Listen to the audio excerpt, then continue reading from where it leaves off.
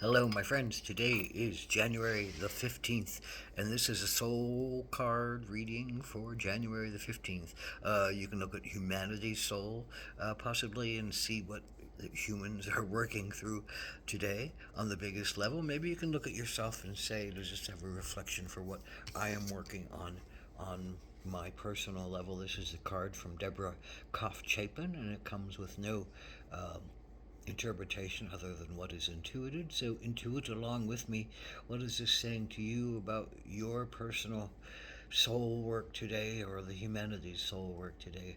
Um, I see this as a number of different creatures, but they're all connected. They're all connected by beingness and sight and heart and life and understanding. That there is a weaving that happens here that uh, humans can understand ourselves often by looking at nature around us and understanding through the eyes of another critter, understanding through the hearts of another critter, understanding through the actions of another critter. So this to me is talking about how do you how do you work with that part of the unseen world and the seen world.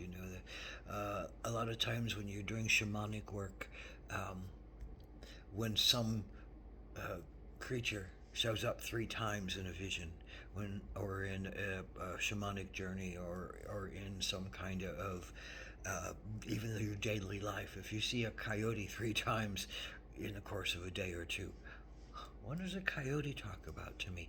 If you see a hawk three times, in the course of an hour, a few hours, if you see, a buffalo, out of the blue, a buffalo appears on the TV, a buffalo appears suddenly, in writing, a buffalo appears to you in some kind of vision. What is the buffalo talking to you about? Animals, often that appear to us in threes often have some kind of wisdom to share with us.